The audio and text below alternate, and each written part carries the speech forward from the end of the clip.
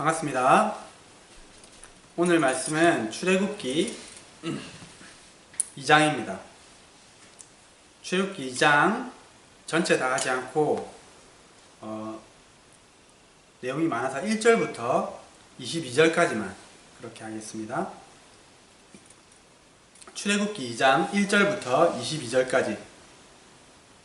오늘은 오랜만에 교독을 할 텐데 제가 먼저 한 절 읽고 그리고 여러분이 한 절 읽고 마지막 절은 다 같이 읽겠습니다. 22절이 마지막입니다. 레위 가족 중 한 사람이 가서 레위 여자에게 장가들어 그 여자가 임신하여 아들을 낳으니 그가 잘생긴 것을 보고 석 달 동안 그를 숨겼으나 더 이상 숨길 수 없게 되매 그를 위하여 갈대 상자를 가져다가 역청과 나무 진을 칠하고 아기를 거기 담아 나일 강가에 갈대 사이에 두고 그의 위가 어떻게 되는지 알려고 멀리 섰더니 바로의 딸이 목욕하러 나일강으로 내려오고 시녀들은 나일강가에 거닐 때에 그가 갈대 사이에 상자를 보고 시녀를 보내어 가져다가 결국 그 아기를 보니 아기가 우는지라 그가 그를 불쌍히 여겨 이르되 이는 히브리 사람의 아기로다. 이는 그의 누이가 바로의 딸에게 이르되 내가 가서 당신을 위하여 이 히브리 여인 중에서 유모를 불러다가 이 아기에게 젖을 먹이게 하리이까. 바로의 딸이 그에게 이르되 가라 하니 그 소녀가 가서 그 아기의 어머니를 불러오니 바로의 딸이 그에게 이르되 이 아기를 데려다가 나를 위하여 젖을 먹이라. 내가 그 삭슬 주리라. 여인이 아기를 데려다가 젖을 먹이더니 그 아기가 자라매 바로의 딸에게로 데려가니 그가 그의 아들을 데리다 그가 그의 이름을 모세라 하여 이르되 이는 내가 그를 불에서 건져내었습니다 하였더라. 모세가 장성한 후에 한 번은 자기 형제들에게 나가서 그들이 고되게 노동하는 것을 보더니 어떤 애굽 사람이 한 히브리 사람 곧 자기 형제를 치는 것을 본지라. 좌우를 살펴 사람이 없음을 보고 그 애굽 사람을 쳐 죽여 모래 속에 주추니라.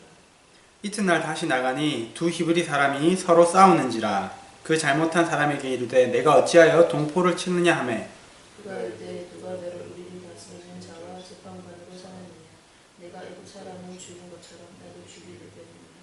모세가 두려워하여 이르되 일이 허료되었더라. 바로가 이 일을 듣고 모세를 죽이고자 하여 찾는지라. 모세가 바로의 낯을 피하여 미디안 땅에 머물며 하루는 우물 곁에 앉았더라. 제사장에서 7달이 있었더니 그들이 와서 물을 길러 구유를 채우고 그들의 아버지의 양떼에게 이르렀는데 목자들이 와서 그들을 쫓는지라. 모세가 일어나 그들을 도와 그 양떼에게 먹이니라.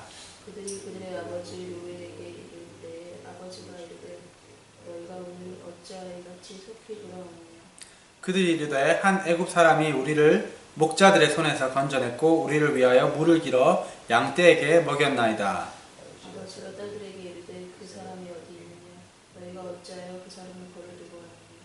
그를 청하여 음식을 대접하라 하였더니 모세가 그와 동거하기를 기뻐하매 그가 그의 딸 십보라를 모세에게 주었더니 그가 아들을 낳으매 모세가 그의 아들을 기르소리라 하여 이르되 내가 타국에서 나그네가 되었음이라 하였더라. 아멘. 자, 우리가 지난 시간 출애굽기 1장에서 우리는 애굽으로 이주한 이스라엘 사람들이 요셉을 알지 못하는 새 왕 밑에서 고난받는 것을 보았습니다. 애굽 왕이 이스라엘 사람들을 그토록 핍박했던 이유가 뭐라고 했죠? 이스라엘 사람들이 자기들보다 더 번성하는 것을 두려워했기 때문입니다. 그런데 아이러니하게도 이스라엘 사람들은 학대를 받을수록 더욱 번성해 나갔습니다.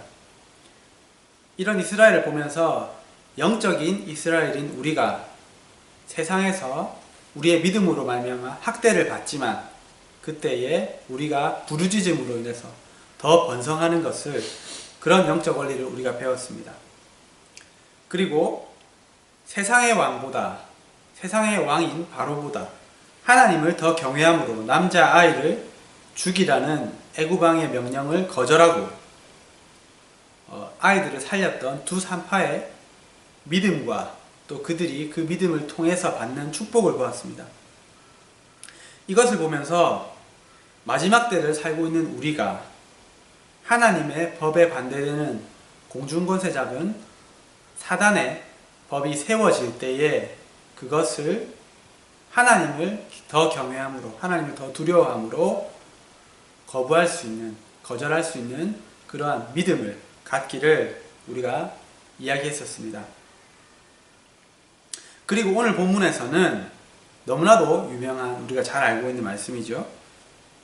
애굽에서 학대받는 이스라엘 백성들을 구원할 구원자 모세가 태어납니다. 모세가 태어나고 구원받는 사건을 통해서 하나님의 섭리하심, 그리고 하나님을 믿는 믿음 안에서 우리가 행해야 할 노력에 대해서, 그리고 모세의 파란만장한 그런 삶을 통해서 하나님께서 사용하시는 사람들의 인생 여정에 대해서, 이 두 가지에 대해서 함께 생각해보고 나누었으면 좋겠습니다. 모세의 이야기를 통해서 우리에게 말씀하시는 하나님의 음성을 잘 듣고 은혜를 받기를 축원합니다. 애굽 땅에서 이스라엘 사람들이 번성하자 애굽 왕은 히브리 산파들을 시켜서 남자아이들은 다 죽이도록 명령했습니다. 그렇지만 산파들이 이 말을 듣지 않자 애굽 왕 바로는 애굽에 살고 있는 모든 백성들에게 이러한 명령을 내렸습니다. 만약에 이스라엘에서 남자아이가 태어나면 나일강에 다 빠뜨려 죽이라. 이스라엘의 남자아이들은 태어나자마자 모두 죽임당하는 처지가 되었습니다. 그러던 때에 야곱의 12 자손 중에서 레위지파의 2사람이 결혼해서 아이를 낳게 되었습니다. 이 성경은 그 아이의 어머니가 그 아이의 잘생긴 것을 보고 이렇게 이야기합니다. 그런데 이 아이가 잘생긴 것을 보고 살려둔 것이 어떤 뜻이냐면 하나님이 보시기에 특별한 아이인 것을, 이 잘생겼다는 의미가 하나님이 보시기에 이 아이가 보통 아이가 아니라 특별한 것을 발견했다는 것입니다. 사도행전 7장에는 스데반 집사님이 이스라엘의 역사에 대해서 쭉 그렇게 설교하는 내용이 나오는데 이 모세의 출생에 대해서 이야기하는 장면이 이렇게 이야기합니다. 그때 모세가 낳는데 하나님이 보시기에 아름다운지라. 이 아이가 어머니가 봤을 때 하나님이 보시기에 아름다운 뭔가 특별한 아이였던 것입니다. 아이의 어머니는 이 특별한 아이를 죽일 수가 없어서 3달 동안 숨겼습니다. 그렇지만은 아이가 커감에 따라 아이의 울음소리가 들리고 그러면서 더 이상은 애굽 사람들로부터 아이를 숨길 수가 없었습니다. 그래서 아이를 갈대 상자를 만들어서 거기에 방수 처리를 하고 그 안에 담았습니다. 그리고 나일강물 위에 갈대 사이에 이 아이를 두었습니다. 마침 그때 바로왕의 딸이 목욕하기 위해서 나일강가에 나왔다가 이 아이를 발견합니다. 공주는 이 우는 아이를 보고 이 아이가 히브리 아이인 것을, 이스라엘 아이인 것을 발견하고 불쌍한 마음이 들었습니다. 이 모습을 지켜보고 있던 아이는 그 아이의 누나는 바로의 딸인 공주에 가서 이야기합니다. 공주님, 제가 가서 이스라엘 사람 중에서 젖을 먹일 만한 유모를 찾아서 데려올까요? 공주의 그렇게 허락을 받고 아이는 젖을 뗄 때까지 3년간 어머니 요게벳의 품속에서 자랄 수 있게 되었습니다. 그리고 어느 정도 아이가 자랐을 때 아이는 바로의 공주의 양자가 되어서 살게 되었는데 이 아이의 이름을 물에서 건져내다 라는 뜻의 모세라고 지었습니다. 우리는 이 이야기를 통해서 하나님의 섭리 그리고 우리의 믿음을 근거로 한 노력에 대해서 함께 생각해 보기 원합니다. 이 아이는 태어나자마자 죽을 수밖에 없는 상황에 처해 있었습니다. 그렇지만 아이의 어머니는 자신의 아이를 죽일 수 없었습니다. 왜냐하면은 어머니로서 아이를 사랑하기도 했지만은 이 아이가 하나님 앞에서 특별한 아임을 느꼈기 때문입니다. 어머니는 국리 끝에 아이를 나일강가에 두었습니다. 그리고 자신의 어린 딸에게 이 아이가, 그 아기가 어떻게 되는지 지켜보라고 했습니다. 이것을 보았을 때 아이의 어머니가 아무런 대책 없이 아이를 그냥 나일강에 방치한 것이 아님을 우리는 짐작할 수가 있습니다. 어쩌면은 아이의 어머니는 기도 끝에 그리고 고민 끝에 지혜를 내어서 이곳이 바로의 딸이 자주 목욕하러 오는 것임을 알고 일부러 공주의 눈에 띄게 하기 위해서 그 시간에 그 자리에 그곳에 놓아두었는지도 모르겠습니다. 마침 공주는 목욕을 하기 위해서 그곳에 나왔고 아기를 발견하고 측은한 마음이 들었습니다. 이 아이의 누나는 이 모습을 보고 담대히 나가서 공주님에게 이야기했습니다. 당신을 위해서 유모를 불러다가 젖을 먹일까요? 어쩌면은 이 모세의 누나 미리암이죠. 이 여자아이의 이 말 또한 어머니가 그렇게 계획한 것일 수도 있습니다. 어쨌든 결과적으로 아이의 어머니는 아이를 살릴 수 있었을 뿐만 아니라 이스라엘의 남자아이는 모두 죽이라는 왕의 그 명령에도 불구하고 공주님의 보호 아래서 젖을 먹이면서 돈까지 받으면서 합법적으로 자신의 아이를 키울 수 있게 되었습니다. 그리고 그 이후에는 애굽의 왕궁에서 최고의 대우와 교육을 받을 수 있게끔 했습니다. 이 모든 일은 우연히 된 것이 아닙니다. 이것은 하나님의 섭리하에 이루어진 것입니다. 하나님의 섭리로 모세는 그 위험한 시기에 태어났고 하나님의 섭리로 마침 나일강가에 목욕하러 나온 공주에게서 구원을 받은 것입니다. 그리고 이에 더해서 하나님의 섭리에 더해서 아이를 향한 어머니의 사랑과 그리고 아이에 대한 하나님의 뜻을 믿는 이 어머니의 믿음 그리고 지혜롭고 담대한 행동이 있었기 때문에 이러한 일들이 일어날 수 있었습니다.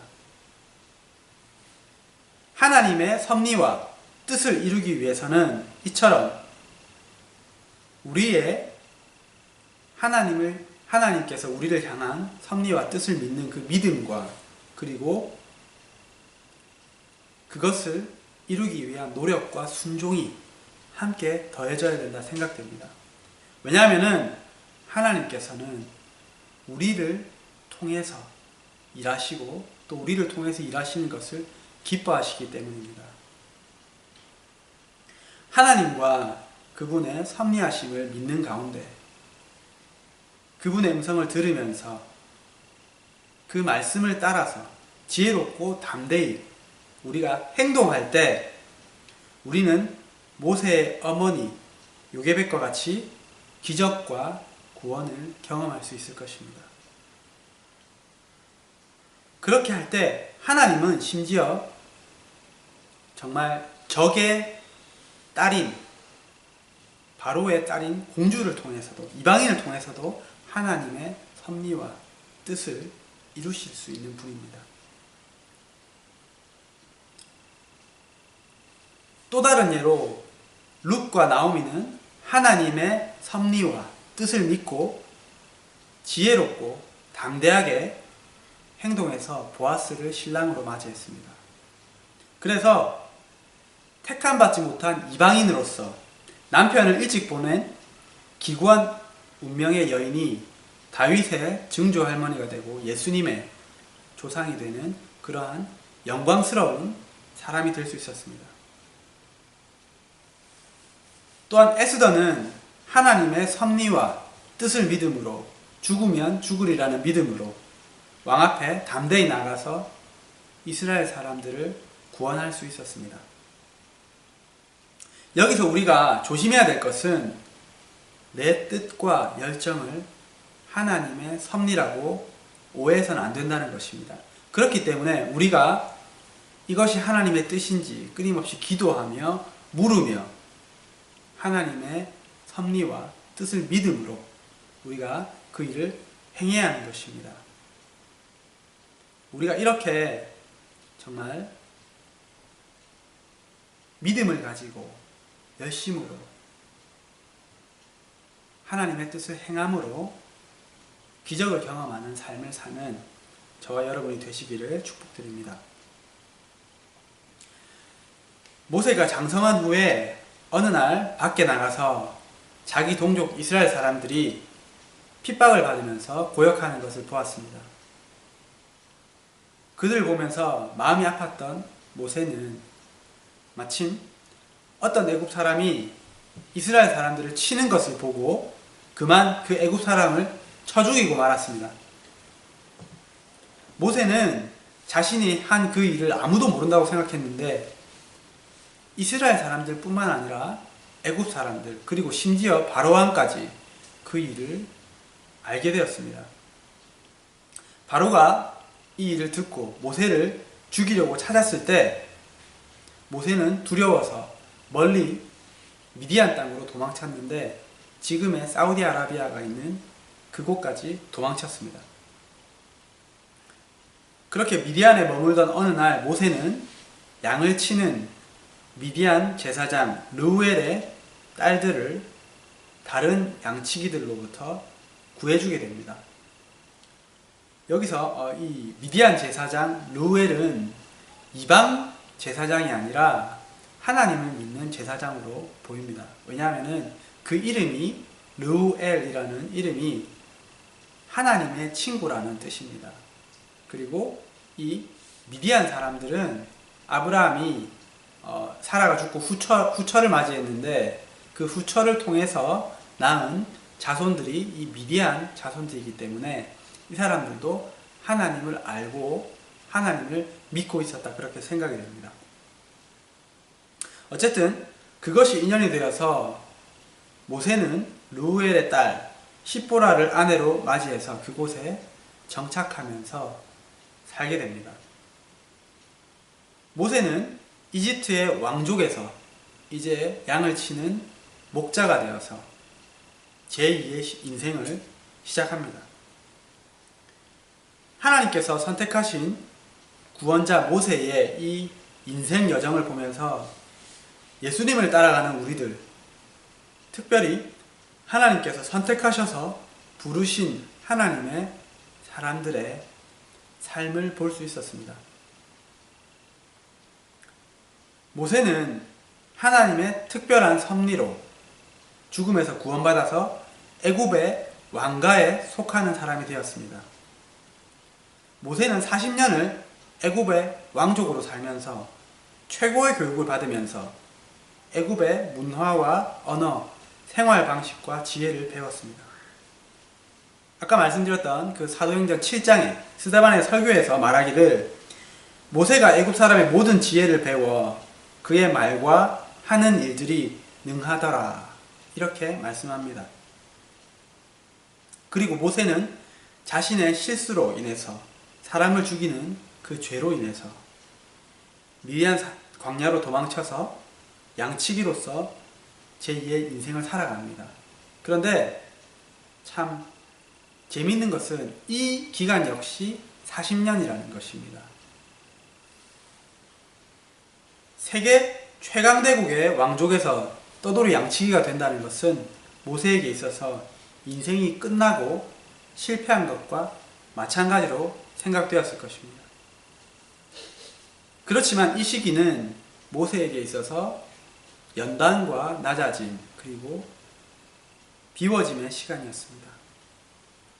그리고 마침내 40년이 지나고 하나님의 때가 되었을 때 하나님은 이스라엘 백성을 애굽에서 구원하는 구원자 모세로 부르십니다.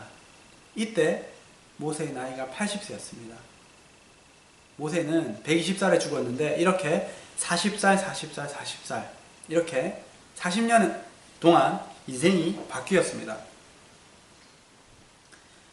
앞에서 겪었던 그 준비 기간을 통해서 하나님께서 드디어 자신의 종으로 쓰실 수 있는 사람이 된 것입니다.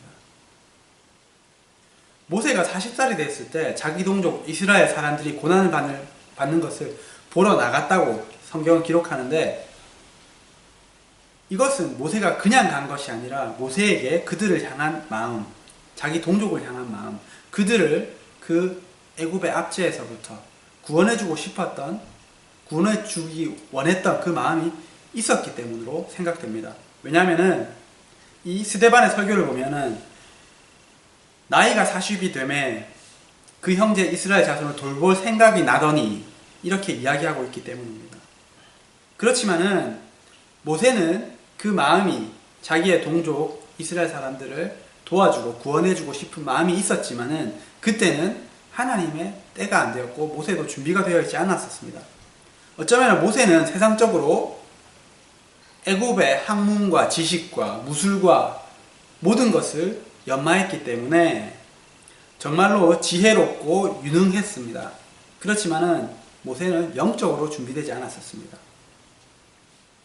많은 하나님의 사람들이 이 모세와 같이 세상적인 준비만 마치고 학위만 따고 그렇게 나이가 되었을 때 하나님의 일을 진행하려고 하다가 일을 그르치고 마는 것을 봅니다. 하나님은 모세를 이렇게 세상적으로도 준비시키셨지만은 영적으로도 준비시켜야 했습니다. 하나님의 모세를 향한 영적 준비는 첫 번째로 모세가 애굽의 왕가에서 자랐지만 자신이 하나님 없이는 아무것도 아님을 깨닫는 그 낮아짐과 겸손이었습니다. 나중에 하나님께서 80살에 모세를 부르실 때 모세가 이렇게 이야기합니다. 하나님, 제가 누구이기에 그런 일을 할 수 있겠습니까? 그렇게 한때는 정말 이집트의 왕자로서 그런 삶을 살았던 사람이 자기의 힘으로 이스라엘 사람들을 해방시키려고 노력했던 그 사람이 이러한 고백을 하게 될 정도로 낮아진 사람이 된 것입니다. 두 번째로 하나님께서 모세를 향한 영적 준비를 시키신 것은 모세 안에 있는 그 혈기와 불순물을 제거하는 것이었습니다. 모세는 비록 의분에 그렇게 하긴 했지만은 혈기로 사람을 죽이는 그런 사람이었습니다. 그런데 나중에 성경이 말씀하기를 모세는 지면에서 가장 온유한 사람이라고 그렇게 평가할 정도로 온유한 사람이 되었습니다. 세 번째로 하나님께서 모세에게 영적인 준비를 시키신 것은 하나님을 깊이 만나고 하나님과 교제하도록 하시는 것이었습니다. 모세는 광야에서 양을 치면서 옛날에 누렸던 그 부귀영화를 누리진 못했지만은 광야에서 하나님과 깊은 교제를 누리면서 하나님을 향한 그 믿음을 키워갔습니다. 이렇게 40년의 세월이 지나서야 하나님은 모세를 부르셨고 모세는 그 일을 감당할 수 있는 사람이 되었습니다. 이렇게 모세의 인생에는 산막이 있었습니다. 하나님의 백성들, 특별히 하나님께서 택하셔서 사용하시는 사람들의 삶도 이와 비슷한 것을 발견할 수 있습니다. 먼저 예수님은 30살이 되기까지 세상에서 목수로서 일하시면서 생업에 종사하시면서 세상에서 사는 법을 배우셨습니다. 그리고 사역을 시작하시기 전에, 공생애를 시작하시기 전에 40일간 광야에서 금식하시면서 시험을 받으셨습니다. 예수님은 사실 모세와 달리, 우리와 달리 이미 겸손하시고 이미 거룩하고 깨끗하시고 이미 하나님과 아주 친밀한 관계를 가지고 계신 분이었습니다. 그렇기 때문에 예수님에게는 이 광야의 시험은 필요 없는 기간이었던 걸로 보여집니다. 그렇지만은 예수님께서 이 기간을 가지신 이유는 우리에게 이러한 시간이 필요함을 모범으로 보여주신 것이 아닌가 생각이 됩니다. 그리고 이 광야의 시험이 지난 다음에야 비로소 예수님께서는 3년 반의 그 공생의 사역을 시작하셨습니다. 다윗의 인생도 이랬습니다. 다윗의 인생 1막은 정말 양치기 소년으로서 그렇게 자라가며 왕의 눈에 들어서 장군이 되었습니다. 그렇지만은 그 인생 2막은 자신의 장인 그리고 자신의 왕 사울왕을 피해서 광야에서 떠돌이 생활을 하는 그러한 시간을 보내야 했습니다. 그리고 그 시간이 지난 다음에 마침내 왕이 되어서 이스라엘을 다스릴 수 있게 되었습니다. 사도 바울도 그랬습니다. 사도 바울의 인생 1막은 정말 가말리엘이라는 최고의 랍비, 최고의 스승 밑에서 최고의 유대 교육을 받았습니다. 그리고 다메섹에서 예수님을 만난 이후에 인생의 2막이 시작됩니다. 예수님을 만난 이후에 예수님을 전하는 자가 되자 핍박이 옵니다. 그 핍박을 피해서 아라비아 광야로 3년간 도피 생활합니다. 그리고 사역을 시작하려고 했지만은 반대에 부딪혀서 또다시 13년간 자신의 고향인 다소로 내려가서 그렇게 조용히 지내는 기간을 갖게 되었습니다. 그 시간을 갖고 나서야 비로소 바나바와 함께 본격적인 복음 전하는 사역을 시작할 수 있게 되었습니다. 이들뿐만 아니라 요셉의 삶도 그랬고 성경에 나오는 수많은 사람들의 삶이 이러했습니다.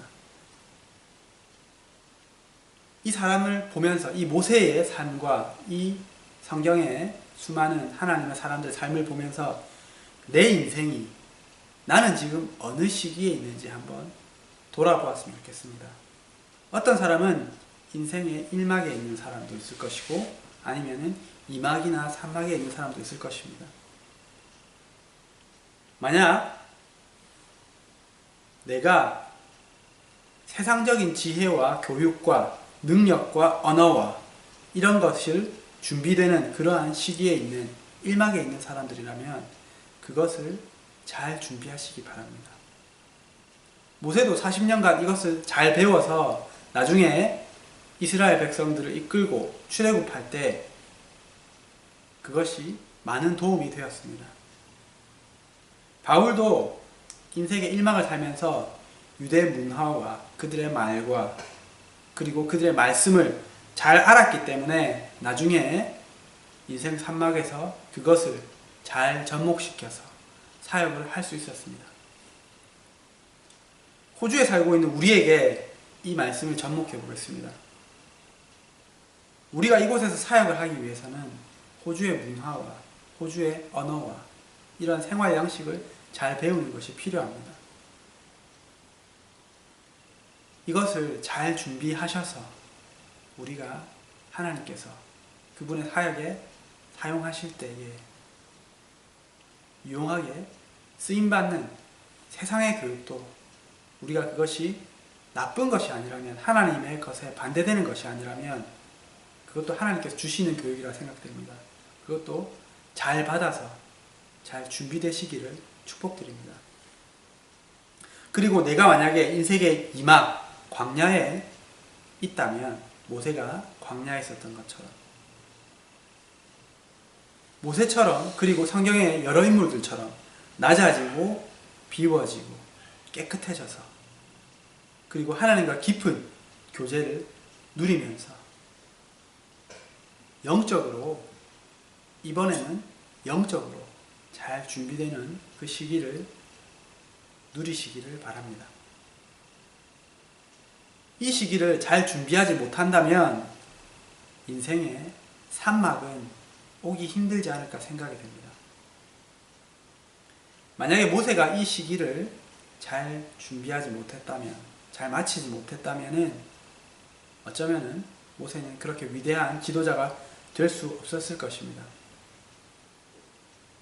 만약에 내가 인생 산막에 그 자리에서 열심히 사역하고 있는 분들이 계시다면 정말 천국에서 하나님께서 주시는 그 상을 바라보며 열심히 그 길을 달려가시기를, 사도바울과 같이 달려가시기를 축복드립니다.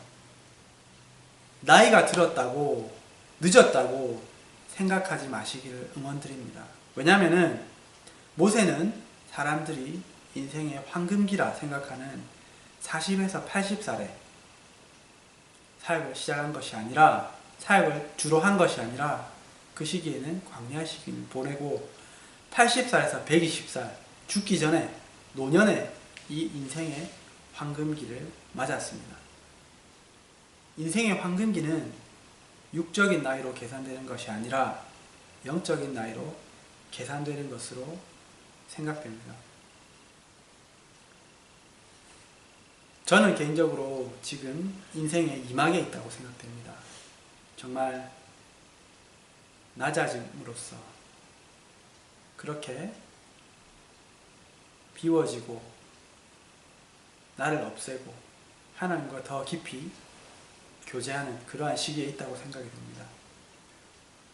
어떠한 시기에 있든지 그 시기에서 하나님께서 맡겨주신, 하나님께서 교육하시는 그 교육을 잘 받고 나중에 하나님께서 맡겨주시는 그 사명을 잘 감당하는 저와 여러분이 되시기를 축복드립니다. 기도드림으로 말씀을 맺겠습니다. 우리가 오늘 두 가지에 대해서 이야기했는데, 우리가 하나님의 뜻과 섭리, 우리를 향하신 그것을 믿고 그것을 구하며 하나님께 끊임없이 물으며 그것에 더해서 우리가 열심히 노력하고 담대히 행함으로 나에게 주어주신 일들을 진행하시기를, 그렇게 기도하시기 바랍니다. 그래하여 모세의 어머니가 그랬던 것처럼 하나님의 놀라운 섭리와 인도하심을 경험하는 그런 우리가 되기를 기도하시기 바랍니다. 두 번째로는 우리가 세상적인 준비와 영적인 준비, 인생의 1막과 2막을 잘 준비해서 하나님의 때가 되었을 때 정말 모세와 같이 하나님께 귀하게 마음껏 쓰임받는 우리가 될 수 있도록 그렇게 기도드리시고, 이 외에 하나님께서 또 이 말씀을 통해서 하신 말씀이 있다면 그것을 위해서 개인적으로 또 기도하시기를 축복드립니다.